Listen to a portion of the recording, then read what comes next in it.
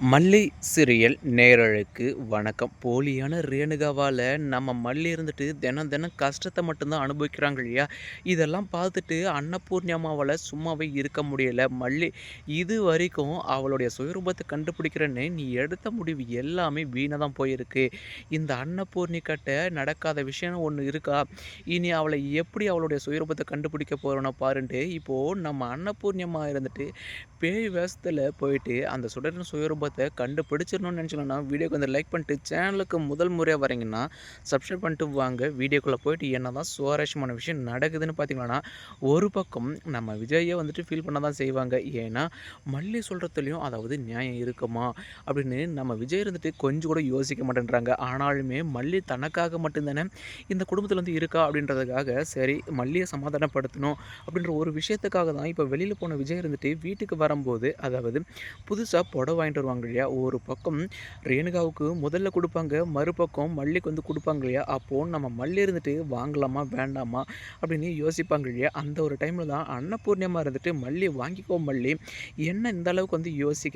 அப்படின்ட்டு கேள்வி கேட்பாங்க இல்லையா? மறுபக்கம் நம்ம மல்லியும் சரி வாங்கிப்பாங்க.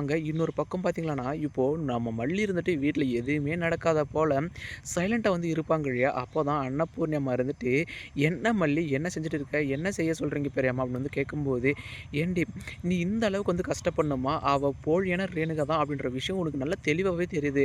அத மத்தவங்களுக்கு நிரூபிக்க நினைச்சு தான் நீ வந்து கடைசியில விஜய் மாப்பிள கிட்ட அடி வாங்கிட்டு வந்து நிக்கிற. இனி அவள வந்து எப்படி ஓட விடுறேன் பாரு" அப்படின்ட்டு இப்போ நம்ம அன்னபூர்ணிமா இருந்துட்டு அப்படியே ஒயிட் கலர் சாரி, இன்னொரு பக்கம் பார்த்தீங்கன்னா, பேய் வேஷம் போட்டுட்டு கெட்டப்புக்கு இவங்களுக்கு 100க்கு 100 மார்க் வந்து குடுக்கலாம். அந்த அளவுக்கு வந்து போட்டு இருப்பாங்க. மறுபக்கம் பார்த்தீங்கன்னா, "வேணாம் பெரியம்மா இது விஜய் சாருக்கு மட்டும் தெரிஞ்சுச்சுனா, இதுக்கும் நான் தான் காரணம்" அப்படின்ட்டு அவர் ரொம்பவே கோவப்படுவாங்க. அதுக்கப்புறம், "இந்த வீட்ல இருக்கிறதுனால தானே நீங்க வந்துட்டு ரேணுகாவை என்கிட்டேருந்து வந்து பிரிக்க நினைக்கிறீங்க. அதனால மறுபடியும் நான் வந்து கதிரேசன் சார் வீட்டுக்கே போனாலும் போயிருவேன்" அப்படின்ட்டு அவரு பிரிஞ்சும், வெண்பாவ பிரிஞ்சும் என்னால வந்துட்டு 1 நாள் கூட இல்ல 1 மணி நேரம், 1 நிமிஷம் கூட இருக்க முடியாது பெரியம்மா அப்படின்னு சொல்லுவாங்க இல்லையா? "மல்லிப்புள்ள அதெல்லாம் ஒண்ணும் நடக்காது. இப்போ மாப்பிள தம்பி வெளியில போனவங்க, இப்போ டயர்டா வந்து இருக்கும். அதனால அசந்து வந்து தூங்குவாங்க.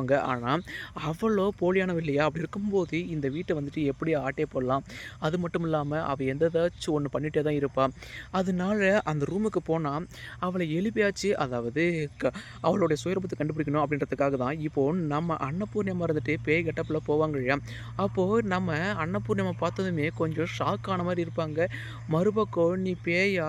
நீ நானும் சேர்ந்து ஜாலியா விளையாடலாமா?"